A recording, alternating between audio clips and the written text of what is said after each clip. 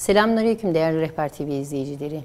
Bu haftaki İnci Misali programımıza da hepiniz hoş geldiniz, sefalar getirdiniz.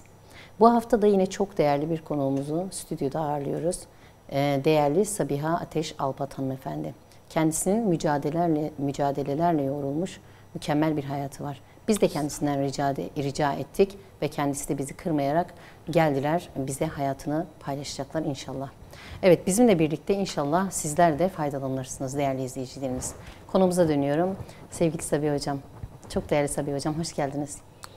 Değerli kardeşim, hoş bulduk. Allah razı olsun. Teşekkür ederim. Nasılsınız? İyisiniz inşallah. Elhamdülillah, çok şükür. Sizler de iyisiniz. Allah razı olsun. Hocam, öncelikle geldiğiniz için çok teşekkür ediyorum. Bizi kırmadınız. Estağfurullah, ben davetiniz için teşekkür ederim. Her daim bizi kırmıyorsunuz, geliyorsunuz. Allah sizden çok çok razı olsun. Amin. Öncelikle sizi tanımak istiyoruz. Sabiha Ateş Alpat kimdir? Bismillahirrahmanirrahim. Sabiha Ateş Alpat, doğunun ucra bir köşesinde dünyaya gelmiş. Çocukluğu annesiz, yani annemle babamla anlaşamamaları sebebiyle ayrılması neticesiyle 2,5-3 yaşlarında annesiz kalmış. Babamın eğitiminde büyümüş. Sonra ortaokul döneminde sağcı solcu davasının faturasını çekmiş. Sonra da Allah'ın izni keremiyle babamın oradaki terör eylemlerinin artması sebebiyle 76 yılında, 76-78 yıllarına denk gelen bir yıllarda Kocaeli'ne taşınması gündeme geldi. Orada işte babam ne varsa bize mülk olarak ait olan ne varsa satıp Kocaeli'ne yerleştik. Ondan sonra orada biraz çalışma hayatına atılmış. Sonra çalışma hayatında iken hidayetle yüz yüze gelmiş. Sonra da bugünlere gelmiş bir insan, öyle söylesek. Yeterli mi bilmem ama. Allah razı olsun hocam. Hocam evli misiniz? Elhamdülillah evliyim hamdolsun. 35 yıl oldu. Maşallah. Hamdolsun. 87'de evlendim. O gün bugündür Allah'ın bizim için nikah şemsiyesi olarak gönderdiği şemsiyenin altında yaşıyorum elhamdülillah. Rabbim yar ve yardımcınız olsun inşallah. Birlikteliğinizi her daim korusun inşallah. Amin. Amin. Hocam sizden rica etsek çocukluk döneminden bize bahseder misiniz? Çocukluk döneminiz nasıl geçti? Şimdi, neler yapıyordunuz? Çocukluk dönemim kırsal kesimde geçti. Taşlar bebek yapıp oynadığımız, çamurdan tencere tabak yapıp güneşte kurutarak kendimize evcilik malzemesi yaptığımız bir ortamda geçti. Ama bununla beraber annesiz olduğumuz için yani 9-10 yaşlarına geldiğimizde kendi işimizi kendimiz yapan, kendi sorumluluklarımızı kendimiz kaldıran bir çocukluğumuz oldu. Benden büyük bir ablam var. Tabii en çok o büyük olması hasebiyle daha fazla o yükü yüklenmiş oldu ama biz işte suyu sırtlarımızda taşıyarak, bizde omuzluk derlerdi. Kovanın bir tanesini bir ucuna, bir tanesini bir ucuna takıp aşağıdan su taşırdık evimize. O yaşlarına o taşıdığımız suyla çamaşırımız, bulaşığımız, bütün temizlik, yani evin bütün su ihtiyacı ve bir de 2 tane de affedersiniz ineğimiz vardı. O ineklerin de su ihtiyacını öyle taşıyarak şey yapardık, giderirdik. Böyle bu kadar işin gücün arasında psikolojimizin depresyona girdiğini hiç hatırlamıyorum. Yine de bu kadar sorumluluğun arasında bulduğumuz aralarda komşunun kızlarıyla çamurdan tencere tabak yapar, kurutur. Kendimize evcilik kurardık. Çok iyi hatırlıyorum. Evden, ablamdan bir havlu izin alarak bir havlu alıp taşı bebek yapıp da evcilik oynadığımı. Böyle geçti yani çocukluğumuz. Daha çok aile sorumluluklarını hem taşıyarak hem de o araya çocukluk ruhumuzu sıkıştırıp oyunlarımızı ihmal etmeyerek geçti. Maşallah hocam. Hocam kardeşleriniz var mı? Kaç tane? Biz babam 2 evli olduğu için 8 kardeşiz. Benim annemden 4 kardeşimiz var. Kardeşim var. Peki mesela çocukluk sürecindeki kardeşlik ilişkileri şimdiye kıyasla çok daha güzel ve paylaşımlı geçiyordu ya. Bu konuda bize ne söylemek istersiniz? Şimdi işin açıkçası algıların çoğu, her şey, bütün algılar değişti diyebiliriz yani. Aile algısı değişti, çocuk algısı değişti. Baba artık dün kendi kendime düşünüyorum. Babanın geleneksel prototipi bile yok artık yani. Hani diyelim İslami bir kimlikle, istisnalar bana kızmasınlar. İstisnalar her zaman olacak tabii ki ama artık baba algısı, anne algısı değişti. Ben anne bilmiyorum ve çok büyük bir anne özlemiyle büyüdüm. Yani gıyaben anneme mektuplar yazardım. Anne gününden nefret etmemin sebebi İslami bilinç değildi o dönemlerde. Benim annem yokken okulda anneler gününün kutlanmasına isyan ederdim mesela. Ama buna rağmen yani hayatın sorumlulukları babam bize eğitti diyebiliriz. Çünkü evde büyük ablam vardı ama babamın otoritesi, yani şimdi babama çok minnettar kalıyorum. İyi ki öyle otoriteliymiş, iyi ki bizi belli bir disiplin içerisinde hayatı öğretmiş diye düşünüyorum. Şimdi öyle bir prototip kalmadı maalesef. Kardeşlik ilişkilerimiz zaten evde olan o aile reisi hakimiyetinin var olmasıyla böyle aman aman böyle işte kardeş kardeşle kavgası, şuyu buyu, anlaşamaması, çekememesi gibi bir şeyi açıktan yapmamız mümkün değildi. Ama çocuk halimizde tabii ki arkadan oyun bozancılık yaptığımız ve birbirimize kavga ettiğimiz zamanlar olmuştur tabii ki. Ama onlar da çok gerçek değil mi? Mesela çocukken yaptığımız kavgalarda, yaşadığımız oyunlarda. Zaten. Evet, çok gerçek her şey. Yani şimdiki gibi sanal bir kardeşlik ya da sanal yok, bir hayır. ilişkiler, sanal çocukluklar yok elhamdülillah. Biz kardeşlerle sofrayı paylaşırdık Eslem. Oyunu paylaşırdık, kavgayı paylaşırdık, işi paylaşırdık.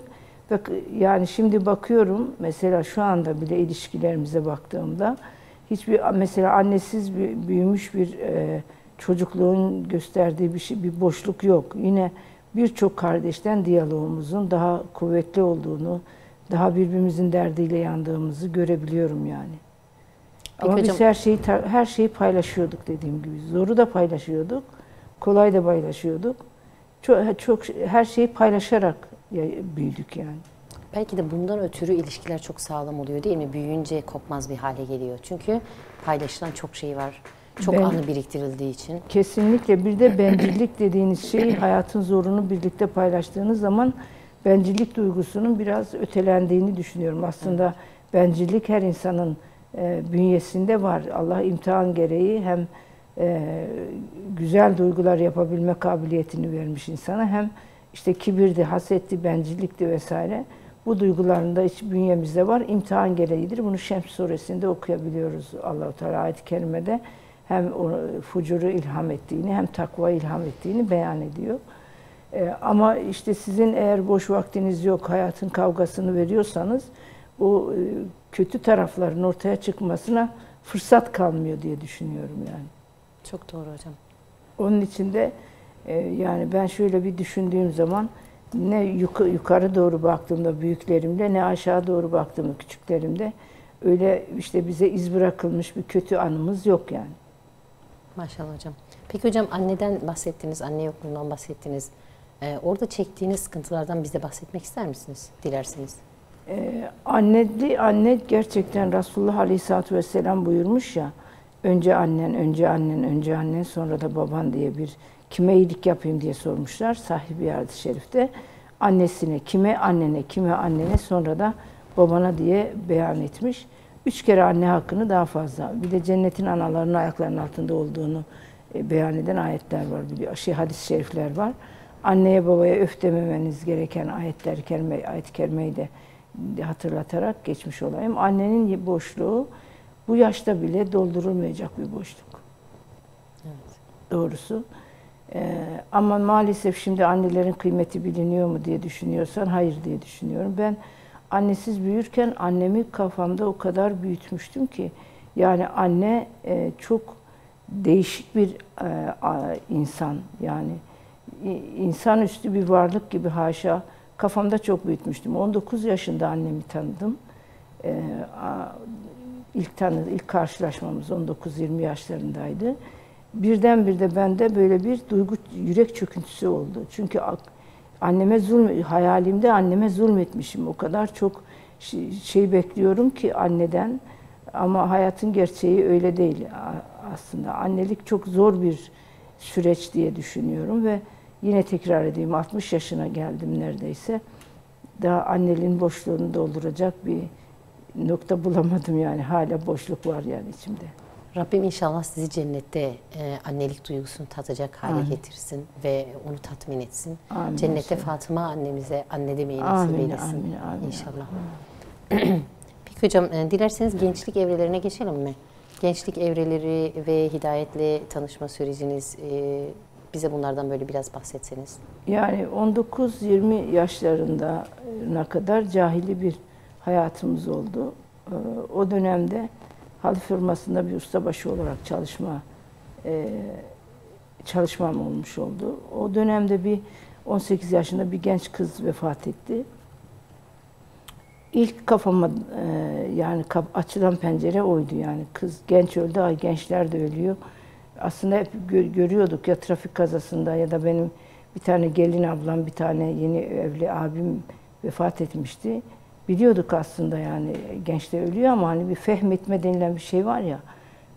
O genç kız ölünce eskiden, şimdi de öyle mi bilmiyorum, çok dantela yaparlardı kızlar çeyizlerine. Ben böyle gittim, iş yerine yakın bir yerdeydi ev. Merak ettim, gittim, baktım bütün çeyizlerini kızın üstüne dökmüşler, ağlıyorlar. Orada çok böyle yani anlatamayacağım kadar farklı şeyler hissettim yani. Bu hayat böyle gitmez, işte sonu var, ölüm herkes için var gibi bir takım şeyler hissettim. Farklıydı. Ama şunu ifade etmek isterim. Cahili dönemimde de yine babamdan aldığımız o disiplinden dolayı kendi sınırları olan biriydim yani. Ya böyle çok nasıl diyeyim işte sevgili tutmak gibi şeylerden uzak bir yapım vardı. Ondan sonra o dönemde tevafuken Allah hükmü lütfedecek ya. Bir teyze yoldan giderken bir teyzenin köşe başında örtülü bir teyzenin durmuş. Kızlar bak şeyde şu binanın altında bir sohbet var. Gidin dinleyin size faydası olsun, faydası olur dediğini dediği ve ona şahit oldum. Neden köşe başında? Çünkü o dönemde Kenan Evren şeydeydi, baştaydı ve çok ciddi anlamda örtülü sayısı çok azdı. Tesettürlü sayısı ve biraz daha askeri yönetim dedikleri şeyle biraz sıkıntılıydı ortam. Gittik işte o binanın altına. Şimdi oturdum, hoca bir şeyler anlatıyor, sohbet anlatıyor. Orada öğrendiğim 2-3 tane hadis-i şerifi hayatım boyunca kendime düstur edinmiştim. Ben o hoca anlattıkça kendimi arkadaşın arkasına sakladım. Zannettim ki hoca hep beni konuşuyor.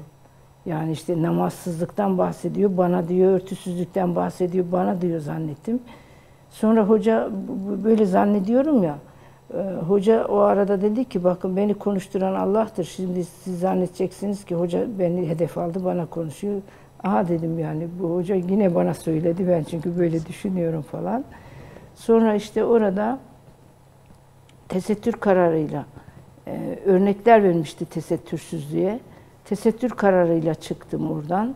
Bir de orada şu hadis-i şerifi çok altını çizerek üstünde durmuştu.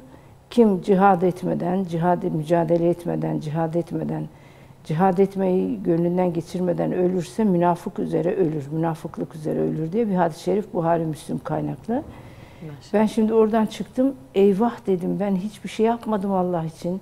Hiç mücadele olacak bir şey yapmadım. Şimdi birden Cemile de öldü. Birden ben ölürsem ne olacak? Oysa ki daha namaza başlamamışım.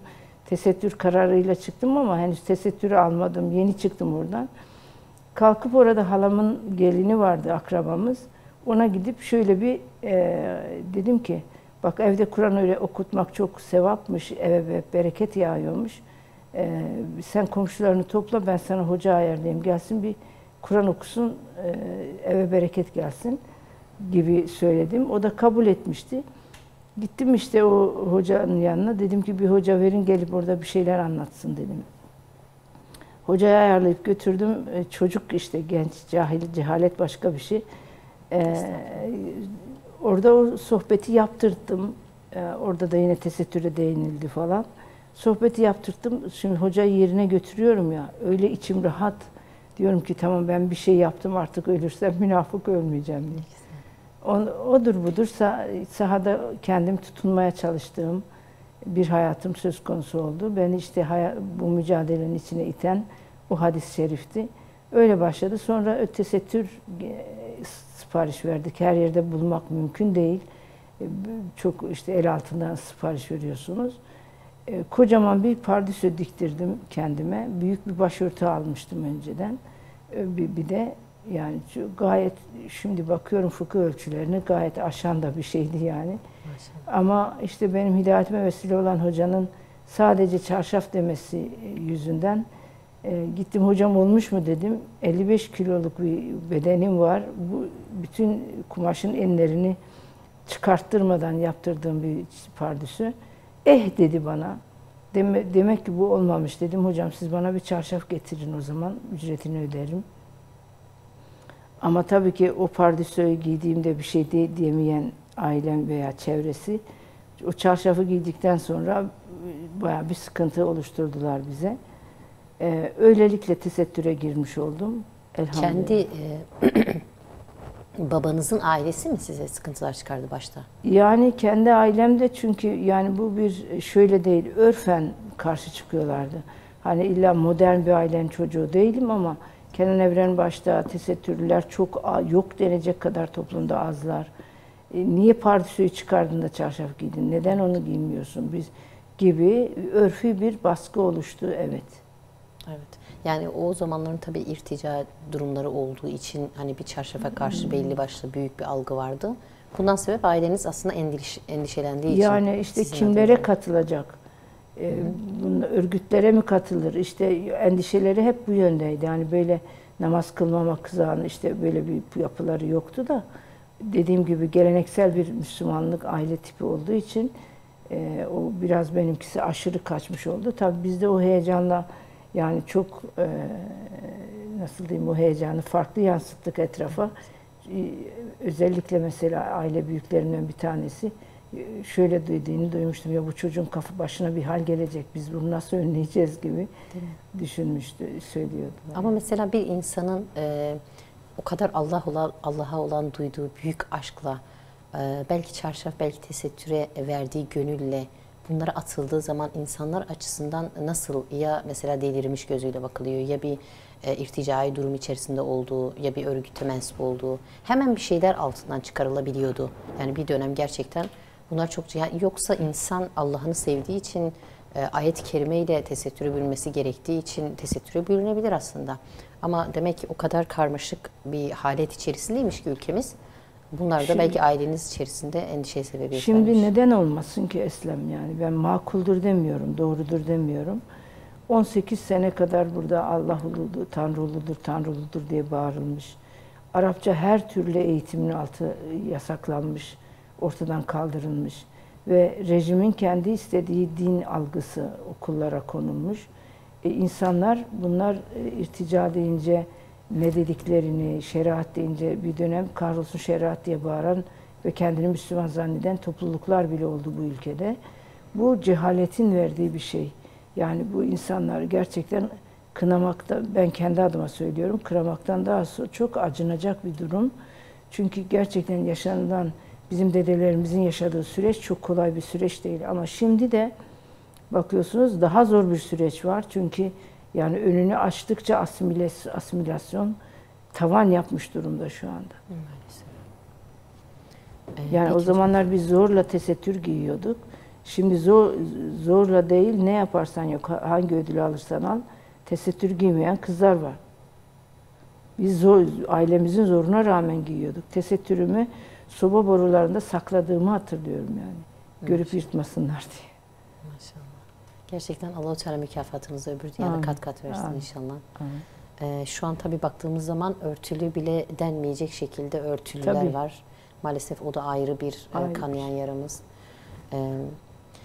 Peki hocam, evlilik ve eş ile tanışma süreciniz nasıl oldu desek? Şimdi Eslemciğim, o gençlik döneminde hemen başladım okumaya, önce onu ifade edeyim. Hidayetime vesile olan arkadaşlar, hoca hanımdan günde 2 tane kitap alıp da okuyup geri iade ettiğimi hatırlıyorum. Zaten normalde de İslamiyet'e dönüş yapmadan önce de okumayla aram iyiydi. Bu arada babamın şairlik tarafı vardı. Yani biraz böyle ırsi bir durumda söz konusu diye düşünüyorum, Allahu alem.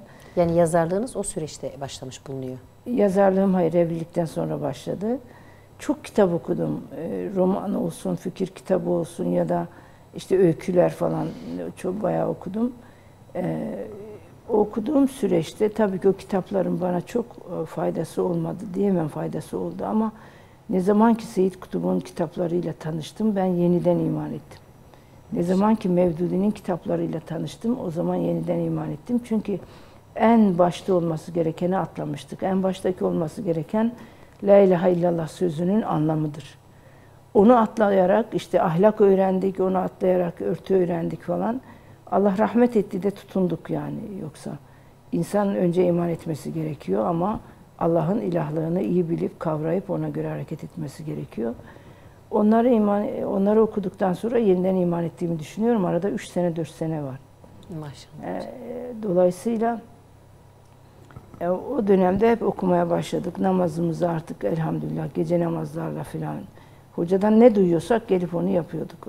Ve o dönemde bir anım daha var, onu da aktarmak isterim. Afganistan'ın, Çeçenistan'ın Ruslarla savaşının olduğu 80'li yıllardaki bir savaş. Evet, 80'li yıllarda. Ondan sonra oraya böyle bir inşaatı gizli kamuflajlı kermes yapılacak. Onlara yardım gönderilsin diye böyle açıktan hayır çarşılarını ilan etmek yoktu o zamanlar. Yollara işaret koyarak ben toplantılarına katılmıştım. İşte filan yere seccade asılacak, yeşil filan yere başörtü asılacak bilmem falan, balkonlara bakın. Orada görürsünüz gibi bir tarifle bir inşaat halindeki bir binanın duvarlarını tahtayla kapatmışlardı, camlarını, pencere bölümlerini. Battaniyeler takıp içine hayır çarşısı açmışlardı. Çeçenistan'a yardım göndereceklerdi. Hayır, Afganistan'a. Afganistan'ın o dönem hikmet yarların filan savaştığı dönemden bahsediyorum. Meral Maruf isminde bir yazar hanım gelmişti Afganistan'dan. O dönemde toplantıya katıldım. Baktım ki işte bir patiskalar vardı o dönem, kanefçe işlerlerdi. Bizim de işte biliyorsunuz sözlüydüm, çeyiz algısı kültürel olarak vardı. Evde çeyizimde patiskalar var. Gelip evden çalarak, kendi malzememi çalarak götürmüştüm ki kermesin ihtiyacı karşılansın diye. Ve ailemden habersiz işten izin alarak 3 gün gidip orada ailemden gizli olarak yapmıştım. Kermesin bir bölümünün sorumlusu olarak görev yapmıştım. Bunlar benim için çok tatlı anılar gerçekten. Elhamdülillah yani coşkusunu iliklerime kadar yaşadığım anılar. Sözlüydüm dönüş yaptığım dönemde. Eşim, Allah ondan razı olsun, halamın oğlu. 8 sene kadar filan biz birbirimize ahitli olarak bekledik. O tabii memleketteydi, ben Kars'ta, İzmit'teydim. Elhamdülillah yüzümüzün akıyla herhangi bir yanlışa düşmeden o süreci yaşadık. Sonra ben sözlüyken dönüş yapınca buna aslında o dönemin haberleşme stili mektuplaşmaydı. Ama biz mektuplaşmama kararı almıştık ki genciz. Ne olur ne olmaz hani Allah'ın razı olmadığı haram olan cümleler kurarız, daha nikah yok, bir şey yok gibi. Dolayısıyla o süreçte öyle beklerken ben mektup yazdım. Ben Müslüman oldum dedim. Dönüş yaptım, Müslüman oldum. Hayatım değişti. Artık bundan sonra düğün farklı olur. Tesettürüm değişti. Beni gördüğün gibi değilim diye mektuplar yazıp eğer istemezsem böyle bir hayat şeklini sorumluluğu üstüme alarak yüzüğü bozabiliriz diye de ekledim. Sonra cevap yazdı. Biz gavur muyuz sen Müslüman olduğunda? Yani ne gerekiyor, Allah ne diliyorsa beraber yaparız gibi bir cevap gelince sözümüz devam etmiş oldu. Sonra işte şimdi olsa yapar mısın diye düşündüğüm bir durumdur bu. Evlenerek Kars'a gittim. Kars'ın Kazman ilçesi var, oraya gittim. Ve kayınvalide yanına gittim üstüne üstlük. Kalabalıkta bir aile. Normalde hayatımız belli bir disiplin içerisinde ama ben hayat olarak kararlarımı kendim alan, yani bugünkü popüler deyimiyle özgür bir hayatım vardı. İşe giderdim, eve gelirdim. Ailemin güveni bana gerçekten çok büyüktü yani. İşte geç gelmişim, benden endişe etmezlerdi. Çünkü belli bir dürüstlüğümüz söz konusuydu elhamdülillah. Evlendik, öyle gittik. Tabii ki oraya gidince de gittiğim yerde benden başka bir de bir hocanın hanımı varmış tesettürlü. O da uzak yerlere giderken kapanırmış. Dolayısıyla örfün baskısını orada da bayağı bir yaşadık. Bir müddet bayağı bir kabullenene kadar bayağı bir sıkıntılar çektik eşimle birlikte. Hocam siz... Şimdi giderdim tabii ki, eşim nerede yaşıyorsa orada, ama yani ben orada yaşadığım bazı sıkıntıları kendi fıkıhsızlığımdan yaşadığımı düşünüyorum. Çünkü insanın fıkhı her geçen gün artıyor. Yine giderdim, yaptığım hiçbir şeyden pişman değilim, ama hani belki oradaki işleri ayarlama ya da tebliğ etme hususundaki yöntemimdeki farklılıklar bazı tepkileri daha aza indirebilirdi diye düşünüyorum. Çünkü biz şimdi kültürel yozlaşma oldu Eslem, bayağı doğusu batısı kalmadı bunun, ama o benim evlendiğim dönemlerde kültürel yani Allah'ın ayetleri ön planda değil, kültürel örfün, geleneğin dayattığı ilkeler daha baz alınıyordu. O zaman çok gerçekten kırılma noktası yoktu yani. Şimdi kırıldı, farklı bir hal aldı. İslami hal almadı. Şimdi de asimilasyon var gerçi de. Evet. Ama o zaman kültürel baskı çoktu yani, işte hem işte mahrem olan aile büyüklerinin elini öpmemek, onların yanına tesettürsüz çıkmamak. Sonra işte Allah bizi çocuksuzlukla imtihan etti. Çocuğun olmaması. Yani ciddi bir süreç bizi yordu yani. Allah kabul etsin. Umarız ki kabul etmişizdir. Örtümü zaten hala kabullendiklerini eşimin tarafının sanmıyorum doğrusu. Ama saygı duyuyorlar. Ama o dönem tabii ki yani aile büyükleri tarafından mesele kavga sebebi, ev tartışması sebebiydi. Yani ya örtüden vazgeçeceksin ya o sıkıntıları göğüsleyeceksin gibi bir ikilem, iki arada bir derede kaldığımız noktalar çok oldu. Tabii Allah'ın izniyle Allah yardım etti, biz yani düştüksek de kalktık. Yani şimdiki gibi ilmimiz olmadığı için, geniş çerçeveden düşünemediğimiz için eksiklerimiz, hatalarımız olduysa da elhamdülillah tutunduk ve sonuçta elhamdülillah Rabbil Alemin.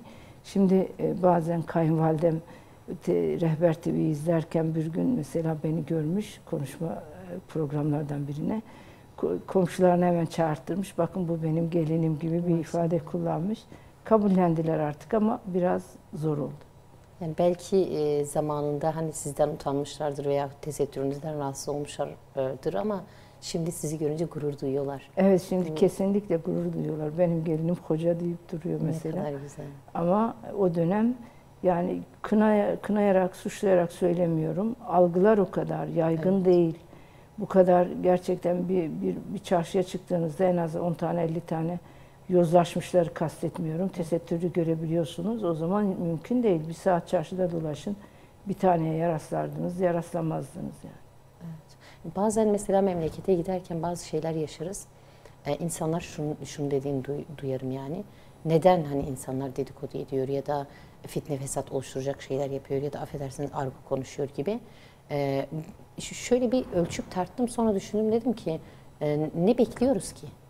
Evet. Yani düşünün mesela bu insanların içerisinden bazen gerçekten cahiliye hayatı yaşayan, geleneksel İslam'ı yaşayan insanlar ya da hurafeler içerisinde büyümüş insanlara baktığımız zaman şimdi bu insanın hayatından dedikoduyu çıkar, fitne fücuru çıkar, bir de argoları çıkar, argo konuşmalarını, geriye konuşacağı bir şey kalmıyor. Yani biz aslında çok lüks şeyler bekliyoruz ama onlarla gerçekten yeterince ya da ne kadar uğraştık ya da ne kadar ilgilendik ya da ne kadar ilgilenildi ki? Yani cahiliyettir bunları insanlara yaptıran. Yoksa şimdi mesela o gün size karşı olanlar bugün belki sizinle gurur duymazlardı. Demek ki bu zamanla bazı şeyler edinilebiliyor. Şimdi Allah ayet-i kerimede diyor ki Eslem, Ankabut suresinde, insanlar inandık demekle kurtulacaklarını mı, imtihandan geçmeyeceklerini mi zannediyorlar? Allah sizi imandan sonra bir takım zor imtihanlara tabi tutacak mealen söylüyorum. Ta ki imanda sadık olanlarla imanda kazip olanlar ortaya çıksın diye. Çok gerçekten üzerinde kafa yorulması gereken mühim bir ayet. Yani bütün ayetler mühim de yani çok açık bir mesajı var. Sizi zor imtihanlara tabi tutacağız. İmanda yalancı olanla imanda doğru olan ortaya çıksın diye. Şimdi peygamberlerin mücadelesine bakıyoruz. Hangisi böyle bir mücadele, estağfurullah haşa, biz kendi hayatımı kıyaslayarak söylemiyorum. Tabii peygamber peygamberliğiyle büyük mücadeleler içinde, bizim gibi, benim gibi küçük insanlar da bu şekil küçük küçük imtihanlarla tabii ki tabi olacak. Yani biz iman ettikten sonra İslam yaşarken herkes bizi alkışlayacak değil ki. Evet. Mesela bir yazar hanım bana demişti ki, hoca hanım, hitabetiniz beğeniliyor, konuşuluyor, toplantılarda adınız çok geçiyor ama işte tesettürünüzden dolayı çağrılmıyorsunuz. Biraz düşünmez misiniz tesettürünüzün şekli konusunda? Dedim, ben şimdi Kenan Evren baskı yaptı, çıkarmadım. Müslümanların baskısıyla mı çıkaracağım diye latife yapmıştım. Sonra da işte dernekte arkadaşlar biraz üzülünce, arkadaşlar bizi herkes her yere çağıracak, herkes bizi kabullenecek, herkes bizi alkışlayacak diye bir durum söz konusu değil ki yani. Bu imanın hakikatine ters yani. Tabii bizi taşlayan da olacak. Evet. Nasıl bizi alkışlayan olduğu gibi taşlayan da olacak, istemeyen de olacak, öteleyen, kabul edenler olduğu gibi öteleyen de olacak. Bu imanın, imtihanın bir gereği olarak yaşayacağız bunu yani. Ama bu çok üzücü bir şey değil mi? Mesela Müslümanların Müslümanı ötekileştirmesi. Yani baktığınız zaman seküler kesimde böyle bir şey yok. Ya da bir Yahudi'yi ötelemiyor. Ama bunu Müslümanlar arasında görmek çok incitici. Yani bir toplantıya katıldım. Eslem, bir anımı hatırlattım. Bir toplantıya katıldım. Türkiye'de ünlü bir vakfın işte bulunduğum şehirdeki başkanından duyduğum bir söz. Böyle giyinmek zorunda mısınız? Biraz modern giyinip de herkesi kucaklasanız olmaz mı? Ben dedim, İslam adına taviz vererek birini kucakladığımda o İslam'a gelmiş olmayacak ki. Benim tavizimden dolayı bana gelmiş olacak. Ben kimseye baskı yapmıyorum ki yani sonuç itibariyle. Biz onun için Seyyid Kutup biliyorsunuz İslam düşüncesi adına asıldı. Düşüncede başlıyor bu bozulma. Ondan sonra o düşünceye kalp onay verdiği zaman hayata yansımış oluyor. Düşünce sağlam olduğunda, kalp o düşünceye onay verdiğinde hayatımızda tavizsiz oluyor bu defa. Onun için düşünce kaydığı zaman arkadaki o insanın eğer dönüş yapmazsa akıbeti yani tarihi kıssalara, tarihi vakalara, yaşadığımız hayata baktığımızda da akıbeti çok da güzel gözükmüyor yani. Peki hocam, demin siz bahsettiğiniz için değinmek istiyorum. Çocuksuzlukla imtihan edilmişsiniz. Rabbim Evet. yar ve yardımcınız olsun. İnşallah cennette size evlatlar nasip eylesin. İnşallah. Ama bakıyorum bu imtihana karşı çok güzel bir sabırla karşılamışsınız. Yani gözlerinizden de onu okuyabiliyorum. İnsanlara karşı veyahut o süreçte aile büyüklerinin tepkisi veyahut eşinizin size desteği, biraz bahsetmek ister misiniz? Nasıl? Yani şimdi öncelikle şuradan girmiş olayım Eslem. Bir kere kişinin niçin evlendiğini iyi bilmesi lazım. Bir, ailenin temeline tabii inanç koyulacak, bunları kastetmiyorum ama kişisel anlamda iki şeyin önemli olduğunu düşünüyorum. Birincisi doğruluk, ikincisi güven ve sadakat. Şimdi niçin berabersiniz? Evliliğin adı şudur yani, evlendiğiniz zaman bir Allah'ın size helal kıldığı bir yabancıyla el ele tutuşarak diyorsunuz ki biz bir kulluk yürüyüşündeyiz dünyada. Bu kulluk yürüyüşünde iyi ya da kötüyle, sıkıntılı veya bolluk haliyle, hastalık veya sağlık haliyle birbirimizin elini tutuşarak Allah'ın bize verdiği kulluk imtihanını beraberce aşacağız diyorsunuz. Benim yani algımda böyle, evlilik böyle şekil buluyor. Bir de bu bazen hiç sorunsuz olacak değil. Sorunların merkezi de Kur'an ve sünnettir. Biz kavga ettiğimizde, tartıştığımızda başvuracağımız merci bellidir. Kur'an'a soracağız. Kur'an kimi haklı çıkarsa herkes susması gerekiyor. Ayet-i Kerime diyor ki Kur'an-ı Kerim'de onlar aralarındaki anlaşmazlıklarda seni hakem tayin etmedikçe ve senden çıkan hükme de gönül rızasıyla evet demedikçe iman etmiş olmazlar diyor Nisa suresinde. Şimdi bunların farkında olarak evlendiğinizde sorunları da bu şekilde çözdüğünüzde gerçekten evlilik çok güzel bir müessese. Gerçekten güzel bir müessese. Şimdi eşimden yana ben Allah ondan razı olsun ve salihlerle onu haşretsin. Eşimden yana çocuk konusunda veya işte sağlık problemlerim konusunda herhangi bir surat askınlığı ya da herhangi bir şey görmedim. Ben buna şahidim. Çok çocuk sever mesela. Çok çocuk sever. Yanımda ben çocukları çok seviyorum bile dediğini bilmiyorum yani. Bu konuda bir sıkıntı olmadı ama çok fazla etrafın sorunu bizi yordu bayağı. Şimdi etrafı da özellikle eşimin ailesi, eşim ilk çocuk. Çocuk olmayınca da torun görmek istiyorlar bilmem ne yapıyor. Haklılar kendilerince ama işte bunun bir imtihan olduğunun farkında değiller. Bir de şöyle bir durumda söz konusu. Ben rahatsızlığım var olduğu için doktorlar daha bekarken çocuk olmama ihtimalini bize söylemişlerdi ve eşim bunu biliyordu biz evlenirken. Çocukla imtihan olabiliriz ihtimalini biliyordu. Eşimden bir sorunum olmadı elhamdülillah. İşte ama aileler işte evlendirmeye kalkmalardan tutun da işte çok kültürel, burada söylemeyeyim, kültürel ağır sözler var çocuksuz kadınlar için. Kültürün konuştuğu birçok ifadeler var. O ifadeleri çok rencide ola duyduğumuz ama büyüktür diye sesimizi çıkarmadığımız dönemler olup yüreğimize kor bastığımız dönemler oldu ama Allah'ın bize çocuksuz imtihanı konusunda hiçbir şikayetimiz olmadı çok şükür hamdolsun. Zor mu bir kadın için? Evet bence kadın için de zor, erkek için de zor ama gerçekten benim yani İslam davasına verdiğim hizmet çocuğun da önündedir. Verebildiğim yani verebiliyorsam eğer eşimin de önündedir, canımın da önünde olmasını Rabbimden niyaz ediyorum. Dolayısıyla öyle bir gün oldu ki işte zaman zaman bir takım tedaviler söz konusu oldu. Öyle gün oldu ki mesela şu yüreğimde şu ürpertiyi hissettiğim zamanlar olmuştur. Ya çocuk olursa beni engellerse ne yaparım? Bu ürpertiyi de ama zor mu? Evet zor. Fakat imanımızla, bilgimizle ayakta durma gayretini Rabbim bize lütfetmiş oldu yani. Yani insanoğlunun hikmet nazarıyla baktığında aslında ne kadar ferahladığını sizin üzerinizde çok net gördüm. Yani adeta cisimlenmiş gerçekten sizde. Hikmet nazarıyla bakıp ferasetle o imtihana karşı sabır göstermişsiniz. Yani şu çok açık. Ya Rabbi çocuk vereceksen ben secdesiz çocuğu kaldıramam. Evet. Örtüsüz bir kız kaldıramam. Yani İslami olmayan birisini kaldıramam. Eğer olmayacaksa vermesen de olur duam bu. Çok net hatırlıyorum yani. Maşallah. Yani hayırsız evlattansa evlatsız kalmayı tercih ediyorum. Yani tabii ki hayırlı maşallah. Bir kul olmayacak evladı evet. Ne yapayım? Yani bana çok iyi davranabilir ama Rabbi ile arası bozuksa evet. Ne yapacağım ki? Ama ne kadar güzel bir bakış açısı. Yani ne olursa olsun Allah'ım bu olsun diye dua eden insanlar varken sizin bu bakış açınız Mümtehine maşallah. Adlı bir kitabım var Eslem. Orada biraz kendi imtihanlarımdan da söz etmişiz. Orada çocuğu olmayan 4 kadının hikayesini birleştirdim. Oradaki Sultan ismindeki karakterlerin asıl adı Sultan değil. Mesela ısrarla ne olursa olsun hocam diyordu. Komşumdu ve ben ona yani evdeki ders gruplarımızdan birine katılıyordu. Kur'an filan öğretiyorduk. Bir gün Kadir Gecesi'nde çok ağlamıştı. Ben de ona böyle yana yana dua etmiştim. Birlikteydik yine komşularla Kadir Gecesi'nde. Yani Ramazan'ın 27. gecesinde Allahu alem artık. Ramazan çıktı, 10 gün geçmeden hamile kaldığını duyduk. Maşallah. Ama inanın kapıya zile basmış, hocam o gün kendinizi niye anmadınız?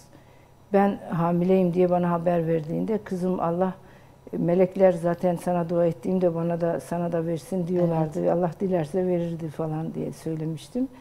Fakat inanın yani eşiyle beraber halı çırparlardı, beraber çöp atarlardı. Evli çocuktan sonra evlerindeki huzur tarumar olmuştu. Ve 3. çocukta geldi engellemek, dedim seni döverim. Engellemekten bahsediyorsun. Sen şimdiye kadar ağlayıp sızlıyordun bana çocuk ver diye. Evet. Sonra onu gördüğümde çocukların çok büyüdüklerinde, şimdi de yaşıyorlar zaten. Çocuklarının kapıldığı yanlış işler olmasaydı ağlamasına da şahit oldum. Ya onun için yani Allah bizim için ne dilerse o hayırdır.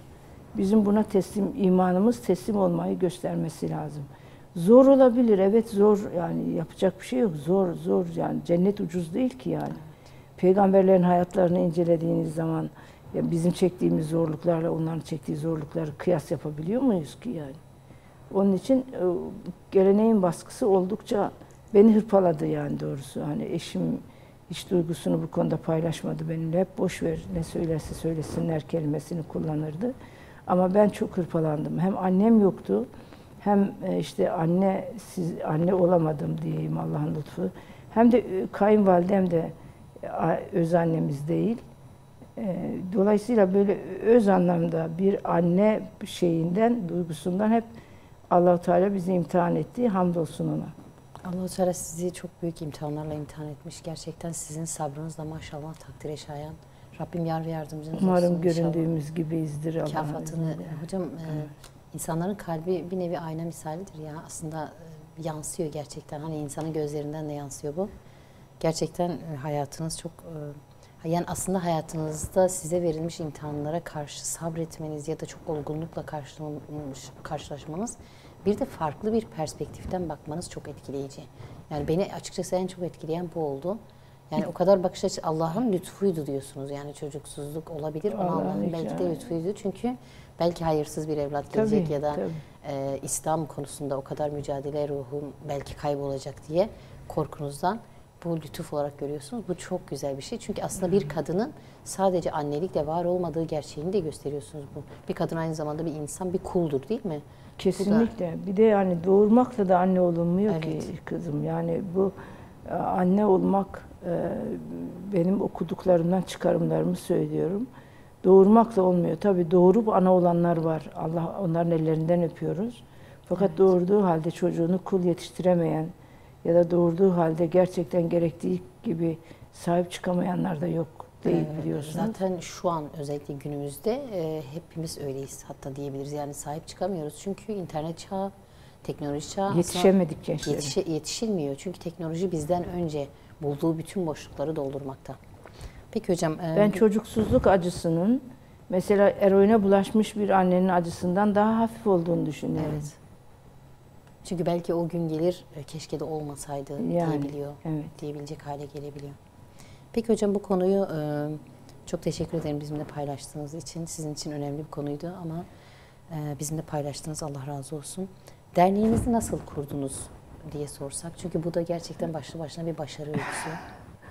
Şimdi Veya Allah kitaplarınız, yazarlığınız nasıl başladı? Yazarlığım nasıl başladı? Hani demin söyledim ya, dedim ki çok okudum ama asıl mesajı kaçırmışım. Seyyid Kutup'la karşılaşana kadar, Mevdudi ile karşılaşana kadar tevhid kelimesinin anlamını ne zaman kavradım? Ya Rabbi yeniden iman ediyorum dedim. İşte o zaman karar verdim. Yazma kabiliyetimin olduğunu biliyordum kendim, zaten günlüklerim vardı falan filan. Dolayısıyla o cahili günlüklerimi hep yırttım sonra. İslam'a dönüş yaptığım gün zaman. İşte İslami olmayan kıyafetlerimi hep atmıştım. İslami olmayan arkadaşlarımla çektiğimiz fotoğrafları toplayıp yırtmıştım. Bir şahit kalmasın arkada diye. O Seyyid Kutup'la Mevdudi ile karşılaştığımda karar verdim. Kitap yazacağım. İşte imani meseleleri kitabın içerisinde örgüleyeceğim ki gençler romanla başlıyorlar işe. Orada imani mesajlar alınsın diye. Öylelikle ilk ana yüreğini yazmıştım ama çok tabii zahmetli olmuştu. Çünkü yani her şeye bu kadar kolay ulaşamıyorduk. Bir akrabamın verdiği bilmem kaçıncı el bir daktiloda elini kaldırıp yukarıdan basmadığın müddetçe, hızla vurmadığın müddetçe tuşlarının çalışmadığı bir daktiloda yazdım onu. Ve şimdiki gibi kopyala yapıştır yok. Ondan sonra bir kağıt ziyan olduğu zaman çıkar baştan yaz. Sonra dakstil çıktı vesaire derken 3 kere 4 kere yeniden yazmıştım ana yüreğini. Bir dediler roman tarzında olmamış yazdım. Bir işte imla kuralları bozuktu yazdım ama onu 4 kere 5 kere yeniden yazmış gibi olmuş oldum. O da elhamdülillah anı sanı duyulmayan bir insandık. Allah bize öbür tarafta ansan versin. Önemli olan budur. Kitabı bastılar, beğendiler ve sonra devamını istediler yani tutulduğu için. Kitap yazmaya öyle başladım. Bunu yazdığınız tarih kaçtı hocam? 90'lı yıllardı. 95 mi, 96 mı yani o arada bir tam yılını hatırlamıyorum ama 90'dan sonraydı, 2000'e kadar olan bölümde. Sonra şu anda 19 tane kitabımız var. Allah hepsine hidayet vesileleri kılsın. Amin. Sadaka-i cariye etsin. Yazarlığa böyle başladık ama burada eşimin desteği hep arkamdaydı. Allah'a hamdolsun. Yani ve işte bazen o yetiştireceğim yazılardan dolayı çorbasını yapmadığımız günler, işte ne bileyim olmuştur kesinlikle. İşinin yetişmediği günler ama hep anlayışla karşılayıp bizler çok bir şey yapamıyoruz, imkanın var, yapacağın çalışmayı demişti. Sadece dernek kurma konusunda çok karşı çıktı. Ama bizim anlaşmamız şuydu. Biz anlaşamadığımız hususlarda Kur'an'a soracağız, fıkha soracağız, İslam fıkhına. İslam fıkhı bana derse ki sen suçlusun, ben susacağım, sen susacaksın.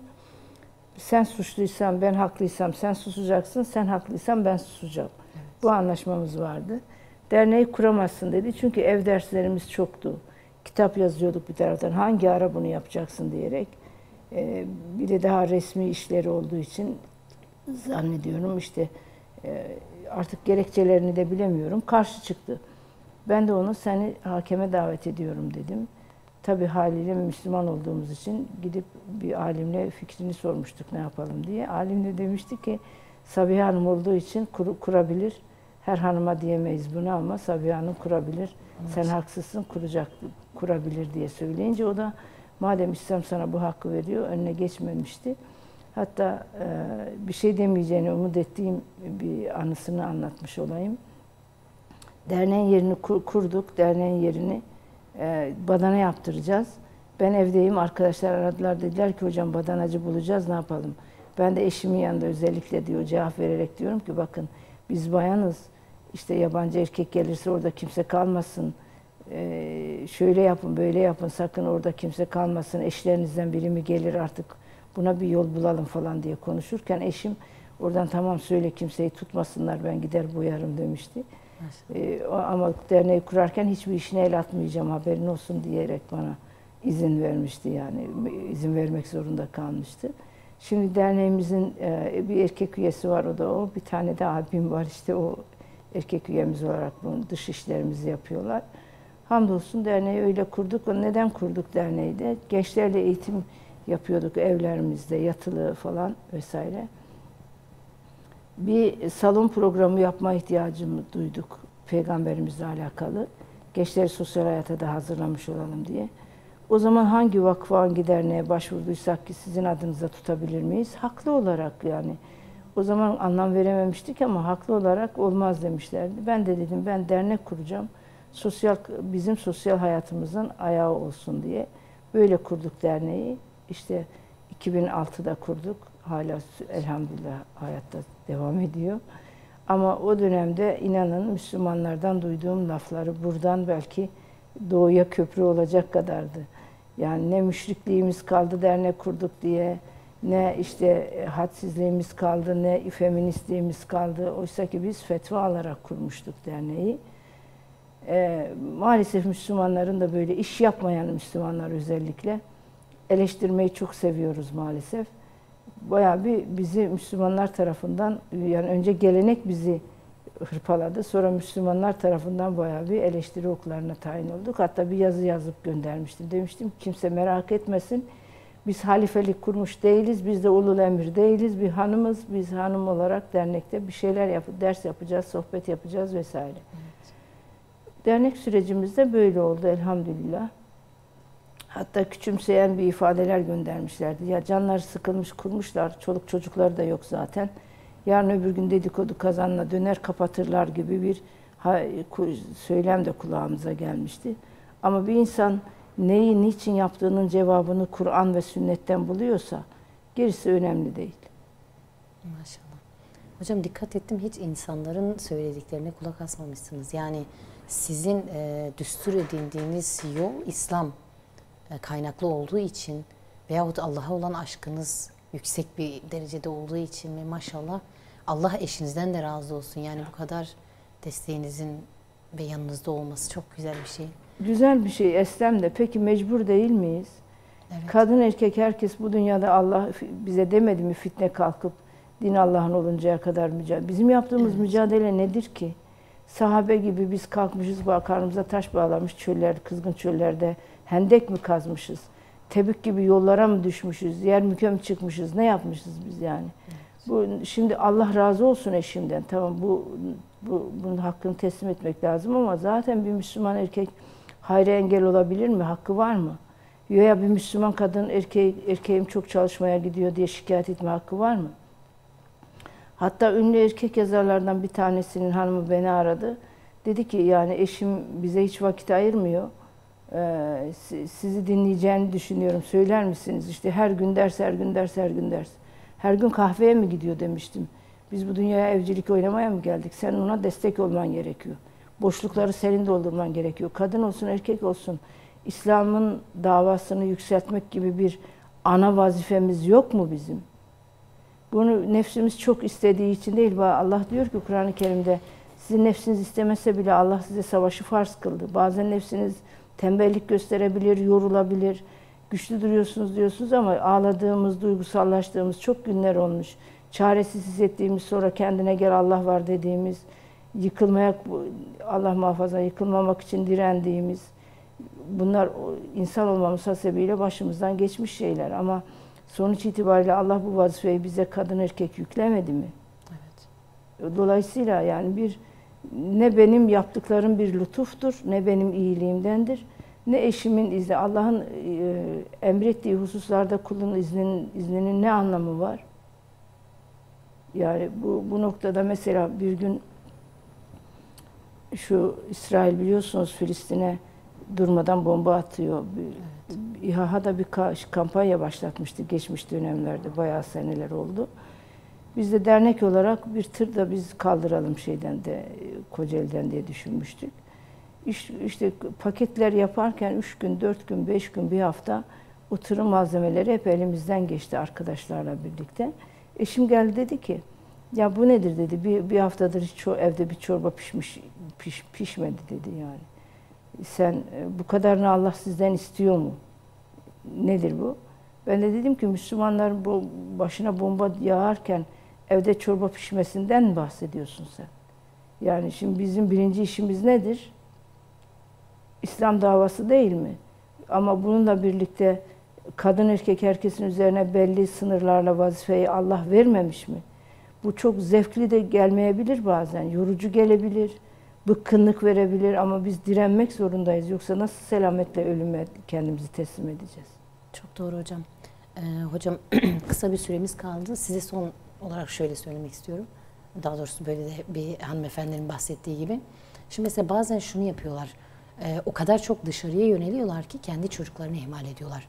Bu süreçte belki hani ailesini veya çocuklarına veyahut eşine de belki o İslami hitabetini ya da İslami tebliğini yapsın diye mi belki sistemde bulunmuş olabilir? Hani o hanımefendi size söyleyen hanımefendi. Ben orasını bilemem ama şu bir gerçek ki yani birincil olarak insan ailesinden sorumludur. Allah herkesin hakkını adaletli bir şekilde vermiştir. Nefsinin hakkı var, karısının hakkı var, çoluk çocuğunun hakkı var. Amenna. Ama şimdi biz şöyle yapmamız, ya ben bunu kabul etmiyorum doğrusu. Yani çoluk çocuğum var deyip dışarıyla hiç ilgilenmemeyi kabul etmiyorum. Ya da dışarıyla ilgilenmem gerekir deyip de aileyi ihmal etmeyi kabul etmiyorum. Ama bu ihmalden ne anladığımız çok önemli. Yani bana çiçek getirmedi, böcek götürmedi, yok efendim evlilik yıl dönümü kutlamadı, işte tek taşa. Bunlar Müslüman kadının ağzına alacağı şeyler mi yani? Yani böyle şeylerse bunu kadın kendisini terbiye etmesi lazım. Ama gerçekten kadının hakkını alıp da başkasına veriyorsa bazen fedakarlık etmek zorunda kalabiliriz. Nice ailesinden uzak hicrette olan insanlar var. Bunlar kadın değil mi? Evet. Nice hapiste olan Müslümanlar var. Bunlar kadın değil mi? Ya da mesela Uygur Türklerinin hikayesini yazdım. Hicret Yolunda isminde son kitabım çıktı. Kadınları dinliyoruz Eslem. Gerçekten kocasından senelerdir haber alamamış. Kırgızistan'da, şurada, burada, içeride. Peki bunlar kadın değil mi yani? Biz bunların dertleriyle dertlenmeyecek miyiz? Yok efendim, işte bize çiçek getirmedi, doğum günümde hatırlamadı. Bunlar Müslüman kadının gündemine alacağı şeyler değil diye düşünüyorum ben. Çok katı gelebilir ama ben böyle düşünüyorum. Hocam çok doğru değindiniz. Zaten hani Müslüman karakterler hem eşini ihmal etmez, evini ihmal etmez. Yani ben İslami açıdan söylüyorum tebliğ amacıyla. Hem de dışarı ihmal etmemeli. Hocam çok sağ olun, çok teşekkürler. Allah razı olsun. Ben teşekkür ederim. Hayatımın en zor programını yaptım diyebilirim. Hocam biz çok sevindik. Gerçekten bizimle paylaştığınız için çok onure olduk. Allah razı olsun. Allah bin kere razı olsun ve hayatınız çok yani belgesel tadında çekmeye değer bir hayat. İnşallah bu da bize nasip olur. Biz yaparız diye umut ediyoruz. Ama Rabbim her daim yar ve yardımcınız olsun. Amin. Hem bu dünyada hem öbür dünyada yüzünüzü güldürsün inşallah. Teşekkür Allah ediyorum. sizden de eşinizden de razı olsun. Sizden de teşekkürler. Amin. Evet değerli izleyicilerimiz, bu haftaki konuğumuzdan Allah razı olsun diyerek bugünkü programımızı da sonlandırıyoruz. Giderek Tevbe suresinden bahsetmek istiyorum. İman edenler, hicret edenler ve Allah yolunda mallarıyla ve canlarıyla cihat edenlerin Allah katında büyük dereceleri vardır. İşte kurtuluşa ve mutluluğa erenler bunlardır diyerek bitirmek istiyorum. Allah'a emanet olun değerli izleyicilerimiz. Kendinize çok iyi bakın. Mutlu ve hayırlı hayatlar diliyorum hepinize inşallah. Rabbim yar ve yardımcınız olsun. Selametle kalın. Allah'a emanet olun.